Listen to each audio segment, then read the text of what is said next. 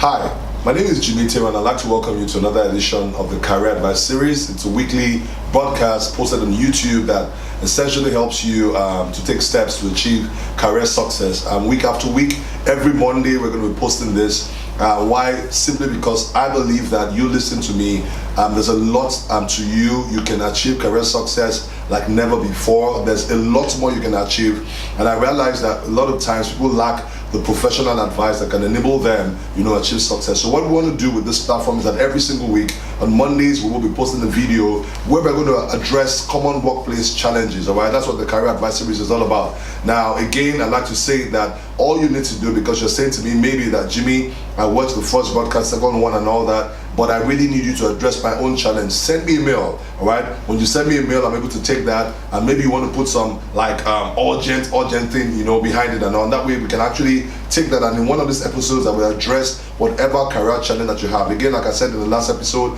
that career frustration does not go, it grows, all right? For example, if I were to give you a stone and I ask you to hold it up in your hand for just a few minutes, and then for a few minutes I extend it and I say, hold it for an hour, 2 hours, after a while, even though the stone is the same size, all right, it keeps weighing your hand down, and after a while you're not able to hold your hand up. Again, the stone has not grown bigger, it's not heavier, but because it's sustained pressure, it begins to lower your hand. The same thing happens with career frustration, right? If you don't deal with it, it's going to deal with it. And that's why this series is brought to you every single week, where we're able to address your career challenges. Like I've said to you, all you need to do is send me a mail at me@jimitewe.org, okay? If you want to make sure that you know that I'm able to talk about, your email. Probably if you find people that are going through the same challenge also, let them send the mails also. You have the email on the screen. I'm able to identify that is a pressing challenge, and I'm able to speak about it from a professional point of view. Just to let you know, all right, my background is human resource management. I've worked at senior executive management levels before, but my passion really is beyond the processes, the people, right? Because I realized that everybody has great capacity, but without proper guidance, a lot of stagnation occurs. So we spoke about career stagnation last week. We spoke about the fact that you have macro factors that can cause career stagnation, and we also spoke about the fact that there's micro factors. I'm going to be talking about that today. For the macro, I shared with you a marketing framework that basically helps you to understand it. So we spoke about the PESTEL framework, which is the PESTEL.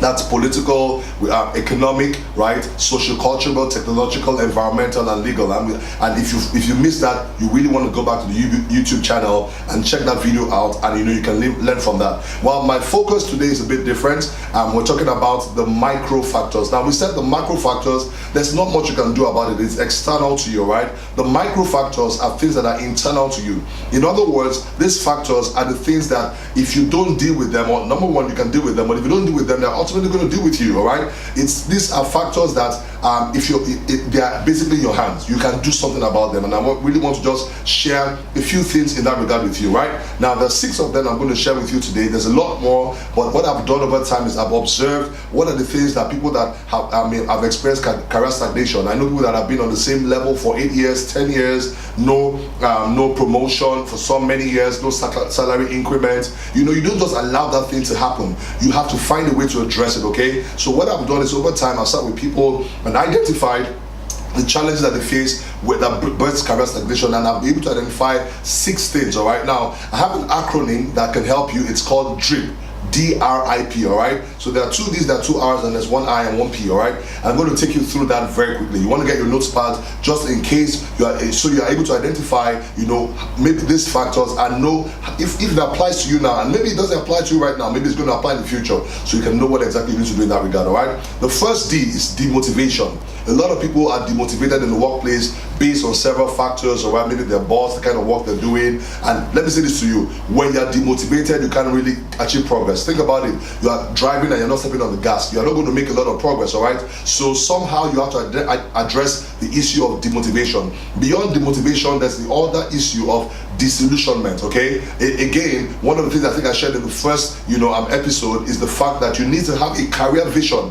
The moment you lose sight of where you're going to, usually you get to slow down, you get a lot of distractions, you get a lot of offerings that will take you off the path that will lead to career success, all right? So there's disillusionment. Now, the R is results, poor results. If you're getting poor results, whether I'm like it or not, I don't care how long you've been. By the way, companies have moved away largely from tenure-based promotion to merit-based promotion, okay? So you want to ensure that you have outstanding results. It's not enough to do your job. Your salary is what you deserve for doing your job, right? Promotion is recognition that you're performing above what is expected of you in the workplace, all right? So results, poor results, you need to address it.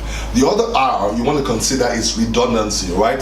As I speak to you right now, there's a lot of people that are in roles that have become redundant in organizations. Now, I'm an organizational design specialist by training, and part of what we do is that we try to look at company structures to see how efficient they are running. And what we find out many times is that due to the nature of business, sometimes you have a shift in business focus, right? What has happened is that some roles that were relevant before are no longer relevant. The way it works is this, that the company has goals, it has the strategies going to use to achieve those goals, then it has a structure that is now designed to enable to reach the goals. Once the goals change, the structure must change, and once structure changes, redundancies occur. Now people are in those roles and they are giving their best, but you see, you are giving your best at a function that is no longer relevant to the overarching goals of the organization, all right? So redundancy, and I'm going to speak about them, in a little bit, right? Now the other one, so we said DRI is incompetence. Let's face it, the truth about it is that incompetence, I'm not abusing you, but the truth about it is that you can become incompetent when you lack the necessary knowledge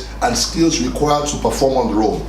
Again, I'm a certified job evaluator, right? And one of the models that we use is called the HAY methodology, right? Now, for every role, you have what they call the technical know-how. You have the know-how, you have problem solving, and you have accountability. Now, know-how, right, is very important. And there you have technical know-how, you have what we call managerial know-how, and you have what we call interpersonal skills, all right? Problem solving, we talk about the thinking environment, thinking challenge, accountability, we think about things like budget and all that. All of those things are very important, and maybe one of these series I'm going to take you through how that affects the workplace and how it affects your work. The truth is this, that you can actually be competent at a level, but based on realities in the business, you can become incompetent when the skills and abilities and knowledge you have are not enough or sufficient to meet the need on ground, okay? So you want to make sure, and that's what leads to stagnancy. So people are saying, well, I'm a trained this, I'm a certified that. If you are certified for what is no longer relevant, you have become incompetent, okay? So that's incompetence. Now, the last one is P, poor internal network, okay? Now, the truth about it is this, that as much as you might be skilled in organization, you need to be strong with networks. You need people to know you. You need to be very visible in your organization. Let me say this, you have been in promotion meetings before. I've heard about promotion meetings where a name comes up, and then the CEO says, who is that? I'm talking about companies that have 300, 500, 1,000, and 3,000 above. Who is this person? And nobody can speak up for that person. Somehow they're like, well, even though you perform, their performance is not visible to others, nobody's speaking for them, and that way they get overlooked, and that leads to stagnancy, all right? You must make sure you build strong internal networks. I'm not talking about going around trying to kiss anybody, no. I'm saying that your results must be very visible in the organization. Let me say this to you, the more visible you are, and the more you have results, the more likely you're going to be promoted, more likely you're going to be recognized, and there's going to be a determination to retain you in that organization. So again, drip. Now it's important that you're able to review each one of this. Now let me just, because of time, I just want to focus in a few ones. The one out of every one that I've listed, the 6 I've listed, which are the ones that I think, particularly at this time, people need to address. The first one is incompetence. Let me say this to you. I met a lady and she said to me that, oh well, I've been working in banking, and I asked her, when was the last time you read anything about banking? And she says to me, well, that was when she did the interview to get into banking. That was years ago. The truth about it is that knowledge is increasing in your sector, in your industry, in your field. There is always new knowledge. Somehow you must create a system where you are always getting access to new knowledge for the work that you do. All right. I like to share a story about a young man. I'm talking about someone who was an entry level in the organization, and he had a habit of going to the newsstand and asking about the NIBOR limit, all right? That's one of the factors that the CBN, the Central Bank of Nigeria, uses in determining rates, daily and all. And this gentleman, right, got the rates for that day, and when he worked in the treasury function of the bank, and that day, it was what we call a youth corper, right? Basically like an intern, and he was working in the organization, and the CEO walked in that day with the phone to his ear, and he was asking everybody, what is the rate for today? What's the rate today? And only this young boy was the one that was able to say, even those that were seniors, they don't know the rate for the day. They're not checked at that point in time. Nobody knew the CEO was going to come. But guess what? Because of what he had done, the CEO took note of him and began to mentor him. Trust me, his promotion was quite rapid, all right? So again, you want to address incompetence. Again, it's not about being abusive. It's the fact that your skills and the knowledge you have are no longer sufficient for the business reality that you're facing at the moment. All right. Beyond that is the poor internal network. One thing I find out is people say to me that, I don't need anybody. You are joking. If you're going to be successful in your career, you need people. The truth about it is that I've spoken to a lot of great people, and they say to me that, Jimmy, that as great as you are, it's not important, it's not very important just to be good. It is who knows you are good that matters, okay? Within your organization, when there's a new project, can your name be called? Can they recommend you for a role, function in the organization? If nobody knows you, you are below the radar, you'll be overlooked, for opportunities. POUR is an acronym that means passing over opportunities repeatedly, all right? And therefore, when you have a poor network, internal network, what happens eventually is that although you are pretty good in an organization, nobody recognizes it and nobody rewards you for the work that you're doing. So I want to ask you to do something, all right? Within the organization you are, who are the people that matter? Who are the people that have a voice? Again, it might be your supervisor, it might be people that are senior to you. I'd like to teach you, go ahead and introduce yourself to somebody that inspires you in the organization, that is pretty senior to you and all that. Ask them to mentor you, see how you can assist them with what they do. And they don't have to be in the department you are. The reality about it is that you need somebody that is senior that can speak for you on your behalf in the boardroom. It's important to develop networks because, again, like any phone, when you have no network, you can't make any call, okay? Sometimes you might face a career challenge in the office and all that. You need someone that can stand for you. I was speaking to somebody this week who said, somebody on the board, even new people at the board level, right, stood for him at a trying time in his career, okay? So you want to ensure that, at every point in time that you're building networks. It's not about, like I said, not going around trying to be petty with people. It's really about letting them know the work you do, learning from them and growing, and eventually, like I said, when an opportunity comes up, they're able to recommend you or they're able to speak for you in that regard. Again,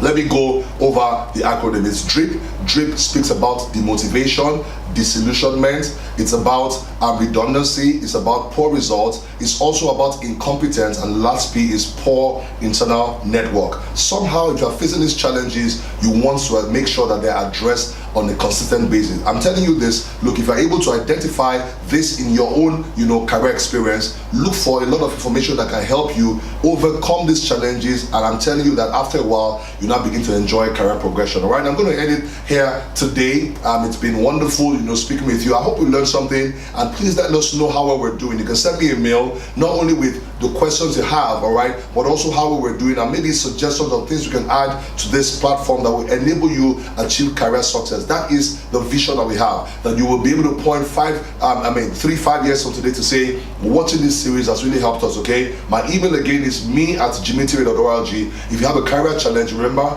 you can actually go ahead and send a mail to me and I will respond, all right? And then after a period of time, we're able to collate the major challenges and we're able to address them on this platform on a regular basis. So every Monday, you want to make sure you also subscribe to the YouTube channel, Jimi Tewe, all right? And then, of course, I'm on other social media platforms, Facebook, Instagram, Twitter. There's a lot more that I do. I have tweet chats that are on the regular.